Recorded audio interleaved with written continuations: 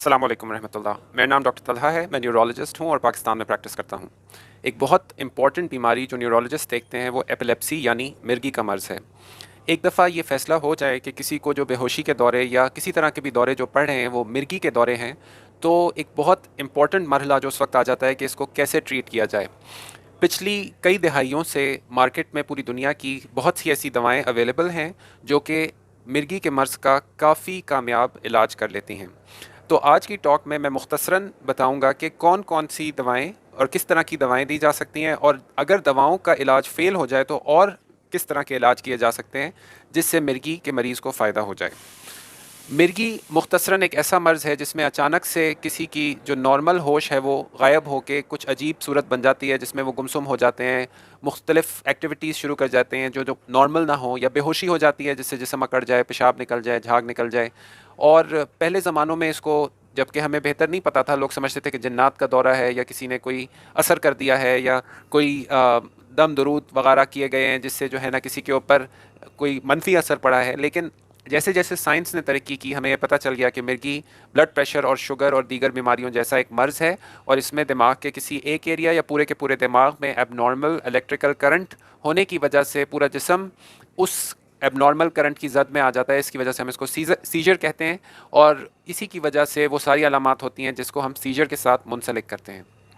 पिछली कई दहाइयों से, जैसे कि मैंने कहा, कि दवाएं अवेलेबल हैं जो सीजर्स को ट्रीट करती हैं मयसर तरीके से, और जिन लोगों को दौरे उनकी ज़िंदगी को मुश्किल कर रहे होते हैं, वो ज़िंदगी में उनकी क्वालिटी ऑफ लाइफ काफ़ी इम्प्रूव हो जाती है दौरों को ट्रीट करने से। अमूमन दौरे की टाइप देख के आपके न्यूरोलॉजिस्ट ये फ़ैसला करते हैं कि कौन सी दवा आपके लिए मुनासिब है, और सही दवा का चुनाव नहायत ज़रूरी है मिर्गी को सही तरीके से कंट्रोल करने के लिए।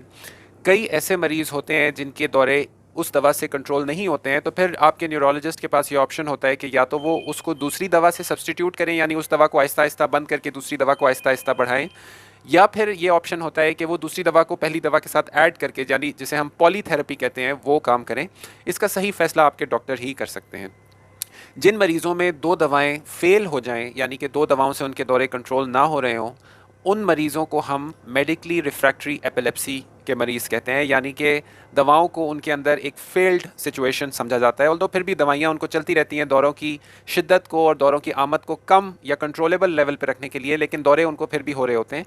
ऐसे मरीज़ों में हम दो मुख्तलिफ़ थेरेपीज़ के मुतालिक सोचते हैं। उसमें पूरी दुनिया में ख़ास तौर पे जो बड़े सेंटर्स हैं, यूनिवर्सिटी सेंटर्स हैं यूरोप और अमेरिका वगैरह के, वहाँ पे एपिलेप्सी सर्जरी का रिवाज है। यानी जो पेशेंट्स दो दवाएं फ़ेल कर चुके हों, उनके न्यूरोलॉजिस्ट उनको एपिलेप्सी सर्जरी की तरफ रेफ़र कर सकते हैं।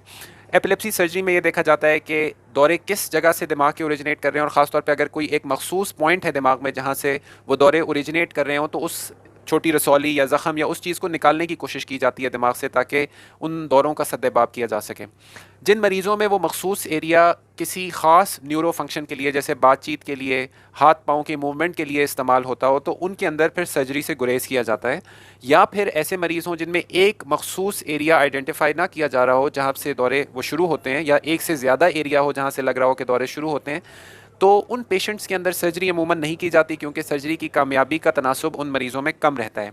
ऐसे पेशेंट्स को डिवाइसेस की तरफ रेफ़र किया जाता है। दो बड़ी डिवाइसेस जो आजकल एपिलेप्सी की ट्रीटमेंट में इस्तेमाल होती हैं, उनमें एक वेगल नर्व स्टिमुलेशन है।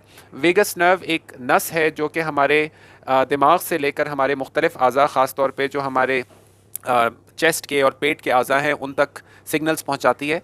जो हमारे ब्रीदिंग के मसल्स हैं उनको भी बहुत अहम हद तक वेगस नर्व कवर करती है या उनको सिग्नल पहुंचाती है। तो उस वेगस नर्व को एज अ वायर यूज़ किया जाता है, और वो वेगल नर्व स्टिमुलेटर उस वेगस नर्व तक कुछ करंट पहुंचाता है, उस शॉक को वापस ब्रेन तक कन्वे करने के लिए, ताकि उस दौरे को एक तरह से आप सोच सकते हैं स्टन करके, दिमाग को एक तरह स्टन करके रोक दिया जाए।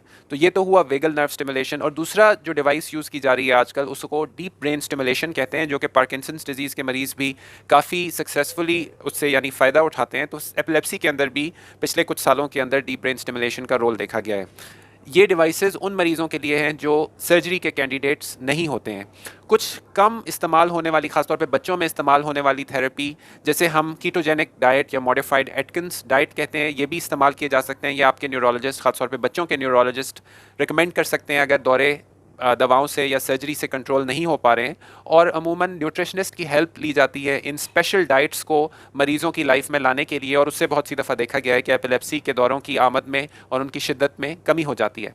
एक और थेरेपी जिसमें बहुत से पेशेंट्स का काफ़ी इंटरेस्ट और उनके पेरेंट्स का, जिनमें बच्चे मरीज़ हों, इंटरेस्ट रहता है, उसको हम जैसे हम CBD ऑयल कहते हैं, या वही केमिकल जो मैरुआना या चरस में इस्तेमाल होता है, उसी केमिकल से भी देखा गया है कि कुछ बच्चों में एपिलेप्सी के जो दौरे हैं उनके अंदर कमी वाक़ई हुई। लेकिन ये ऐसी चीज़ नहीं है जो कि ख़ुद से आप फैसला करके अपने बच्चों पे या अपने पेशेंट्स पे एक्सपेरिमेंट करें। इसके नुकसानात भी हैं, साइड इफ़ेक्ट्स भी हैं।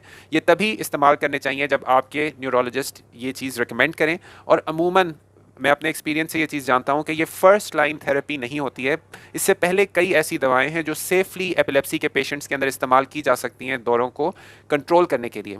इसके अलावा एपिलेप्सी के पेशेंट्स की ट्रीटमेंट में वो तमाम चीज़ें हैं, जैसे कि उनका जो उनकी नीड्स हैं उनको पूरी करना, जैसे उनकी प्रॉपर न्यूट्रिशन को, उनकी जो मेंटल हेल्थ है, यानी एपिलेप्सी के पेशेंट्स डिप्रेशन और एंग्जाइटी और नींद की प्रॉब्लम्स में भी अक्सर मुब्तला हो जाते हैं, तो इनकी उन सारे एस्पेक्ट्स को देखना, इनके जो सोशल नीड्स हैं, जैसे कि उनको कहीं प्रॉपर जगह पे शेल्टर्ड इन्वायरमेंट में काम करने की सहूलत मैसर करना, उनके फैमिली मेम्बर्स की केयर करना, ये सब भी एक कॉम्प्रिहेंसिव एपिलेप्सी केयर में शामिल होते हैं। अनफॉर्चुनेटली पाकिस्तान एक कम रिसोर्स वाला मुल्क होने की वजह से ये सब जो सहूलियात हैं अपने एपिलेप्सी पेशेंट्स को नहीं पहुंचा सकते हैं। लेकिन डॉक्टर्स जो अपने पेशेंट्स की जो फ़िक्र करते हैं, वो बहुत सी दफ़ा ये सब चीज़ें अपने तौर पर पेशेंट्स के लिए करने की कोशिश करते हैं। मैं उम्मीद करता हूँ कि आज की टॉक से कुछ और नया आपको सीखने को मिला होगा, और इससे किसी ऐसे शख्स का फ़ायदा हो सके जो एपिलेप्सी के या दौरों के मर्ज़ में मुब्तला है। अपना बहुत बहुत ख्याल रखिएगा, मुझे दुआओं में याद रखिएगा। अस्सलामु अलैकुम वरहमतुल्लाहि वबरकातुहू।